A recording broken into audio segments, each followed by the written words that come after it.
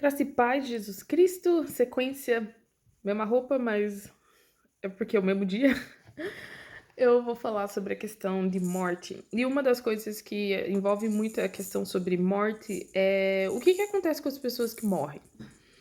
Existem várias, várias, várias vertentes sobre o que acontece quando a pessoa morre. Primeira coisa que a gente precisa entender, e a gente falou do último vídeo sobre a consequência da morte, existe a questão onde a pessoa realmente vai morrer. E a Bíblia é muito clara: se você morre com Jesus Cristo, você acorda e está com Jesus Cristo. A gente só precisa lembrar como Jesus estava lá na cruz e falou: hoje mesmo estarás comigo no paraíso. Então, a ideia católica de um purgatório é falsa, ela não é bíblica. Não existe um purgatório. Segunda coisa, as pessoas dormem. Dormir é uma forma que a gente poderia chamar de eufemismo, ou seja, uma forma mais suave de falar sobre morte, ou um sinônimo, na verdade, na Bíblia. Então, quando ele fala sobre dormir, não é que a gente está literalmente dormindo, é muito pelo contrário. É, Hebreu já fala que o homem importa morrer uma vez só e depois disso vem o juízo. Na verdade, creio que é Hebreus 7:27. Tem momento que você esquece o verso de cabeça, mas desculpa, 9:27. Assim como o homem está ordenado morrer em uma vez só, vindo depois disso o juízo. Então as pessoas realmente morrem e vem já o julgamento. Então, a partir do momento que você morrer, você não vai ficar num limbo e depois vai chegar lá e, enfim, você vai morrer. E se você estiver com Cristo, você vai para a vida eterna. Se você não estiver com Cristo, você vai para o inferno. É simples assim, não existe meio termo. Até porque quando Jesus fala lá que ele veio para salvar o mundo, em João 3,16, já no final ele já fala também: pois quem crê no Filho, verso 36, tem a vida eterna, que todavia se mantém rebelde contra o Filho não verá a vida. Lembra que a gente falou sobre morte e vida. Mas será sobre ele permanece a ira de Deus. E esse eu sobre ele permanece a ira de Deus, é só ler Apocalipse para ver o que acontece com quem permanece a ira de Deus. Eu creio que se meu público é crente, você já sabe a consequência. Se você não é cristão, não se engane que você vai ter segunda chance. Não vai ter. Se converta. Bem, morte. O que acontece? Quando a gente morre, nós vamos direto ou para o céu ou para o inferno. O que acontece nesse meio tempo, assim, de como acontece, ninguém voltou para falar, a não ser Jesus. E ele falou que passa da vida para a morte, no momento que você morre, você, né, ressuscita, no sentido de você acorda e está com Deus ou está no inferno. O que a gente precisa entender é de que quando morremos, o nosso corpo físico perece, mas a nossa alma continua. E é o que diz em Eclesiastes, o espírito desculpa, o corpo morre, mas o espírito volta para Deus, no sentido é Deus quem vai julgar onde você vai. O que acontece com as crianças que morrem? E aí é uma pergunta que é muito importante, porque existe aquela questão da idade de consentimento, de entendimento. Existem duas vertentes da qual eu preciso mencionar. Quem me conhece sabe que quando eu falo teologicamente, eu gosto de apresentar os outros lados, que não são hereges, mas as opiniões divergentes. Primeira opinião, que geralmente é a opinião que vem da Igreja Católica. Criança morre, batizada vai para o céu, não batizada vai para o inferno. Aí tem o inferno de Dantes, que tem uma ala para crianças, se não me engano é o 7, que as crianças não são batizadas. Outra linha de pensamento é que se você for olhar em 1 Coríntios 7, que diz... desculpa, não é 1 Coríntios 7... Isso, é 1 Coríntios 7. No verso 14, porque o marido incrédulo é santificado no convívio da esposa, e a esposa incrédula é santificada no convívio do marido crente, de outra sorte vossos filhos seriam impuros, porém agora são santos. Muitos acreditam que só filho de crente vai para o céu. Outra vertente que é a idade da razão, que geralmente é difundida entre os evangélicos, não reformadores, né? Ou em geral, até alguns reformadores, de que a criança até mais ou menos a idade 7, ela não tem entendimento, e se ela não tem entendimento, ela não vai para o inferno. Se ela morre, ela está com Deus, porque Jesus falou: Deixei as crianças virem a mim". Então elas são, como eu diria, elas já vão para o céu pelo fato de que elas não têm a maldade, a consciência da maldade. Nisso incluiria as pessoas que têm problemas mentais, incluiria as pessoas que os bebês natimortos, enfim. Minha posição eu não vou deixar aqui, porque eu gosto que você reflita, leia a Bíblia e diga o que você acha. Mas, em geral, essas são as ideias em relação à morte. Quando a pessoa morre, onde é que ela vai? A segunda parte que eu quero falar sobre a morte é uma das perguntas que geralmente me vem muita, sobre por que Deus não acaba com a morte. E uma das formas de Deus acabar com a morte foi a morte do seu filho Jesus Cristo.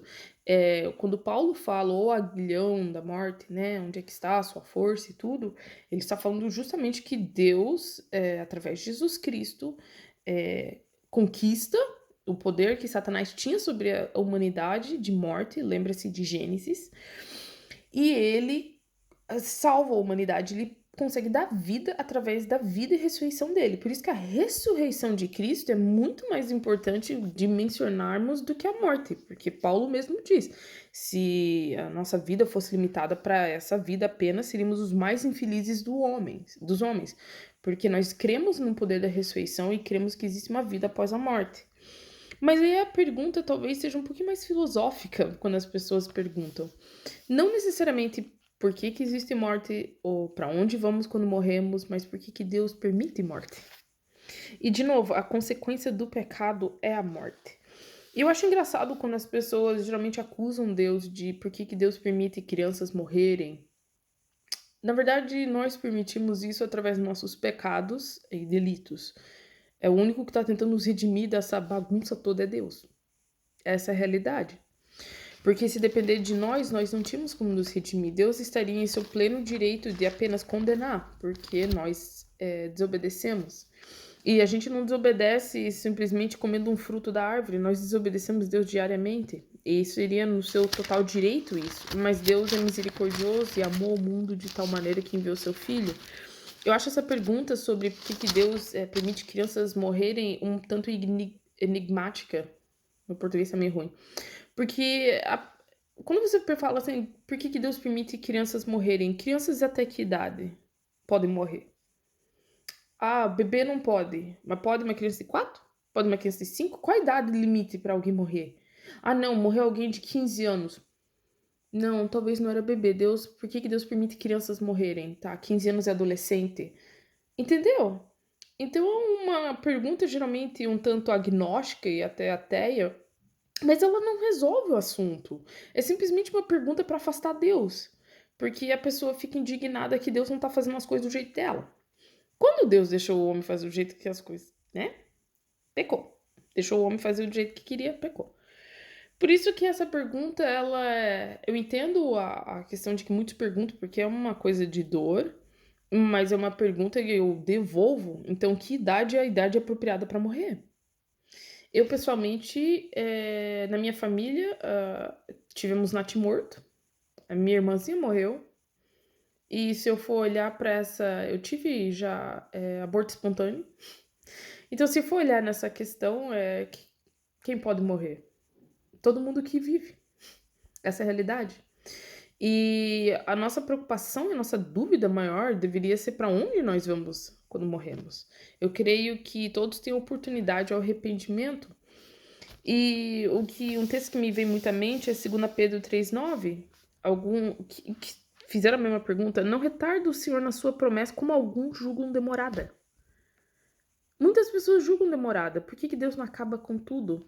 Resposta: pelo contrário, ele é longânimo, paciente para convosco. Deus é paciente para convosco, não querendo que nenhum pereça, senão que todos cheguem ao arrependimento. O fato de Deus não dar um reset já é misericórdia. E quem tem familiares que não são crentes, pode ter certeza, a gente está esperando Jesus demorar mais um pouquinho. Só mais um pouquinho, Jesus, porque tem gente que vai pro inferno, que nós conhecemos. Por isso que a missão de pregar é muito importante, de levar a mensagem, porque a morte ela é iminente e ninguém sabe a hora que vai. E Jesus falou até numa parábola, se as pessoas soubessem, elas se preparavam. E se soubesse a hora que o ladrão vem, a pessoa fica atrás da porta.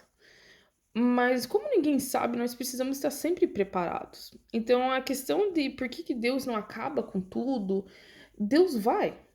Mas enquanto ele não acaba, ajeita a tua vida. E enquanto ele não acaba, pregue para mais pessoas. Porque a espera, a longanimidade de Deus, a paciência, o tempo de Deus é misericórdia. Imagine se Deus viesse um pouquinho antes de você se converter. Então, por isso que essa pergunta de por que Deus não acaba com todas as coisas, por que que Deus permite, ela é uma pergunta que ela vem de um contexto, eu entendo, de dúvida, mas também de um pouco de skepticism. Como é que é essa palavra em português? Quando você é cético, ceticismo. Se eu tiver errado, corrija aí nos comentários. Porque ela começa a colocar a culpa em Deus pelos nossos erros de Gênesis 3. E ela começa a falar que Deus é o culpado da gente ter pecado. E nós precisamos tomar uma atitude de nos responsabilizarmos, sejamos Adão e Eva ou não, de que o pecado está à nossa porta, como ele disse lá em Gênesis 4:17. Basta a gente dominá-la. Mas, como diz Romanos 3, não há um justo sequer, ninguém procura Deus. E Deus viu que a humanidade não consegue resolver a questão da morte e ele enviou o próprio filho. Se Deus não se importasse, ele não enviaria o próprio filho. Se Deus não quisesse acabar com tudo, ele não teria mandado o filho dele para morrer na cruz. É uma promessa que já foi lá de Gênesis. Como vocês podem ler, Gênesis 3:15. Então, por isso que a morte, quando a gente lida com ela, a gente tem muita pergunta, mas precisamos olhar à luz da Bíblia as respostas. Para que o raiz de amargura, que é desvio, né, no contexto de Êxodo, não entre em nosso coração quando esses momentos chegarem. Tem pouco tempo, mas uma das coisas que mais me incomodaram, eu sempre digo, quase nada abalou minha fé, de verdade. Já fiz teologia, já fui pra frente, pra trás, umas caidinhas assim. Mas uma coisa que me incomodou, talvez o hormônio, influenciado pelos hormônios ou não, foi logo que meu filho nasceu. De pensar na dor da perda de um filho, na dor da mulher abortar, na dor de não ter o seu bebê. Porque é uma coisa tão intrinsecamente da mulher que eu não entendia. E me custou. E eu lembro que eu tava vendo Star Wars, que eu sou muito fã, e eu lembro o Anakin querendo salvar a Padawan. Eu espero que tenha pronunciado o nome dela certo também. E ele foi ao extremo de ir pras trevas para poder salvar ela. E eu creio que muitas vezes a gente faz isso, a gente tenta negociar com o diabo, porque a dor de perda é muito forte. E quando a gente perde de perspectiva a questão da redenção da humanidade através de Jesus Cristo, da esperança da ressurreição, da vida por vir, que está em Apocalipse 21:4, de que não haveria mais morte e dor, nós caímos nesse perigo. Então, o perigo de duvidar e o perigo de questionar. Não é que questionar é ruim, mas quando a gente questiona, a gente tem que correr para Deus, não longe de Deus. Antes que isso vire pregação, só respondendo então essa segunda parte de que Deus tem um plano de redenção. Ele usa seu filho para superar a morte, conquistar a morte e dar vida, e vida em abundância, e trazer a ressurreição para todos que nele vivendo e crendo. Então, que Deus te abençoe com essa parte, que a gente vai falar depois um pouco sobre as promessas do futuro. E a gente vai falar no próximo vídeo. Que Deus te abençoe.